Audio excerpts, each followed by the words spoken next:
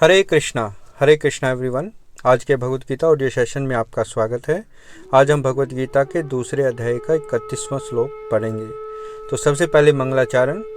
ओम नमो भगवते वासुदेवाय। ओम नमो भगवते वासुदेवाय। ओम नमो भगवते वासुदेवाय। ओम अज्ञानं त्रिमन्धस्य ज्ञानञ्जनशलाकया चक्षुर्मृतं येन तस्मै श्रीगुरुवे नमः।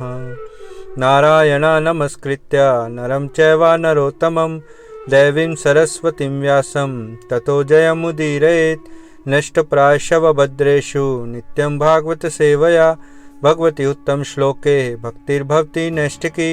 हरे कृष्ण कृष्ण कृष्ण हरे हरे, हरे राम राम राम हरे हरे।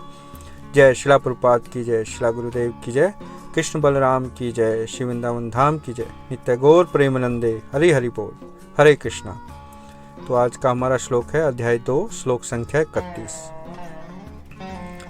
स्वधर्ममपि चावेक्ष्य न विकम्पितुम् अर्हसि धर्म्याधियुद्धश्रेयो न यत्क्षत्रस्य न विद्यते। भावार्थ और तात्पर्य जगतगुरु शिला प्रभुपाद के द्वारा। जगतगुरु शिला प्रभुपाद की जय। भावार्थ। क्षत्रिय होने के नाते अपने विशिष्ट धर्म का विचार करते हुए तुम्हें जानना चाहिए कि धर्म के लिए युद्ध करने से बढ़कर तुम्हारे लिए अन्य कोई कार्य नहीं है, अतः तुम्हें संकोच करने की कोई आवश्यकता नहीं है। तो यहाँ भगवान स्वधर्म के बारे में अर्जुन को अब बता रहे हैं। इस श्लोक से पहले श्लोक संख्या 30 तक भगवान ने आत्मा और के अमर होने और शरीर के नश्वर होने के तथ्य को स्थापित किया। अब भगवान जो हमारा स्वधर्म है, हमारे जो कर्तव्य हैं, और अर्जुन का यहाँ क्षत्रिय होने के नाते जो कर्तव्य है उसको याद दिला रहे हैं। तो तात्पर्य पढ़ते हैं। तात्पर्य। सामाजिक व्यवस्था के 4 वर्णों में द्वितीय वर्ण उत्तम शासन के लिए है और क्षत्रिय कहलाता है। क्षत का अर्थ है चोट खाया हुआ। जो क्षति से रक्षा करे वह क्षत्रिय कहलाता है। त्रायते यानी रक्षा प्रदान करना। क्षत्रियों को वन में आखेट करने का प्रशिक्षण दिया जाता है। क्षत्रिय जंगल में जाकर शेर को ललकारता और उससे आमने सामने अपनी तलवार से लड़ता है। शेर की मृत्यु होने पर उसकी राजसी ढंग से अंत्येष्टि की जाती थी। आज भी जयपुर रियासत के क्षत्रिय राजा इस प्रथा का पालन करते हैं।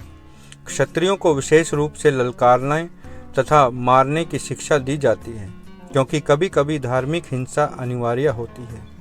इसलिए क्षत्रियों को सीधे संन्यास आश्रम ग्रहण करने का विधान नहीं है।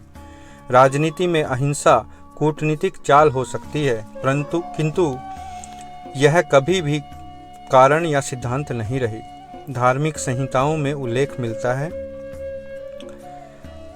आहवेषु मिथ्यो अन्योनम जिघांसन्तो महीक्षितः युद्मानः परम शक्त्या स्वर्गं यान्त्य परम मुखः यज्ञेषु पश्वो ब्राह्मण हन्यते सततं द्विजे संस्कृताः किल मंत्रैश्च ते अपि स्वर्गम आपुवन्।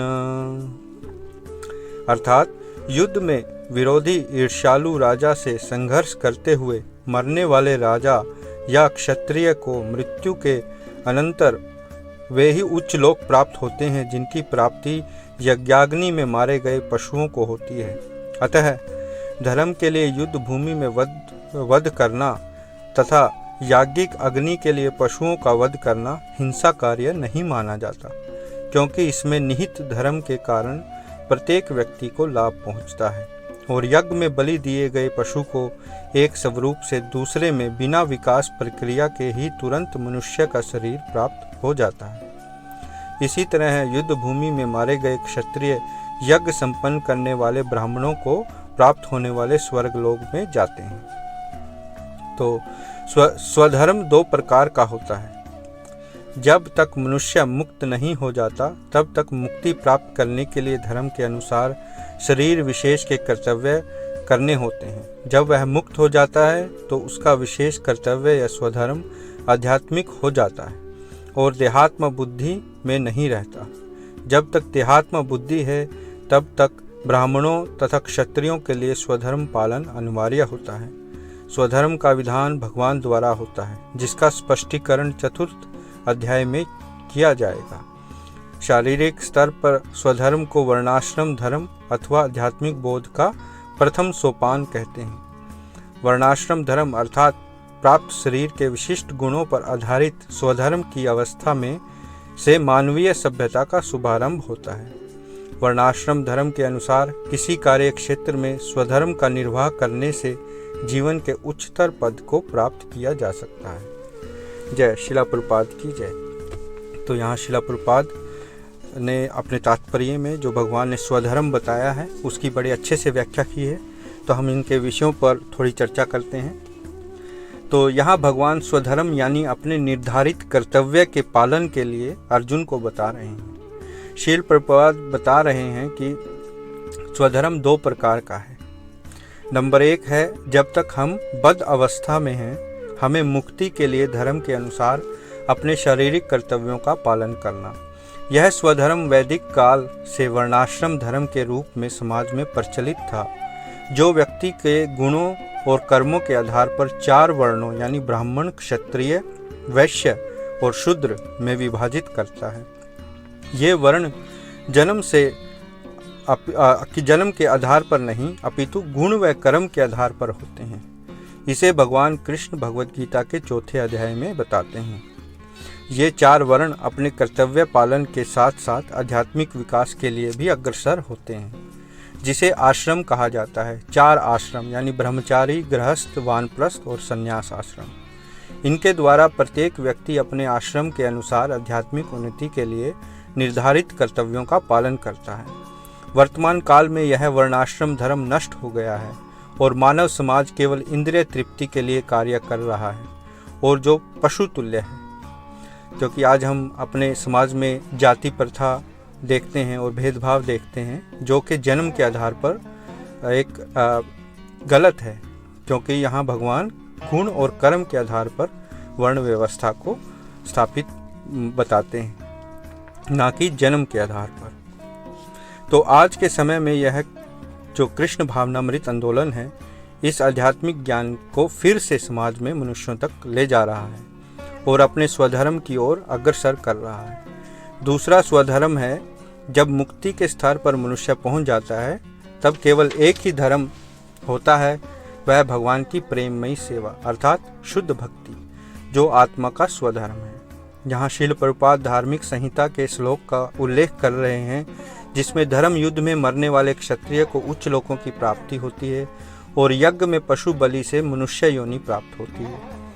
इससे हमें पता चलता है कि हमारे वैदिक काल में क्रियाकलाप व धर्म अनुष्ठान करने के पीछे विज्ञान है और इस विज्ञान को समझने के लिए पहले हमें इसका योग्य बनना होगा। वर्तमान काल में व्यक्ति नास्तिक हो गए हैं और इस विज्ञान को समझे बिना वैदिक काल के धर्म अनुष्ठानों को गलत बताते हैं, जो केवल अज्ञानता के कारण है। इसलिए हमें सबसे पहले इस दिव्य ज्ञान को ग्रहण करने के योग्य बनना है और फिर इस विज्ञान को अपने जीवन में अपनाना है।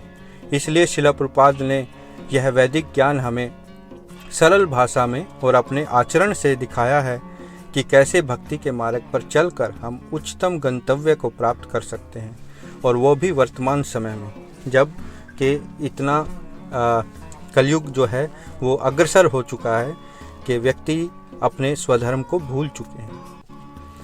तो आज के लिए इतना ही। अपने प्रश्न और टिप्पणी मेरे व्हाट्सएप पर जरूर भेजें। धन्यवाद। हरे कृष्णा।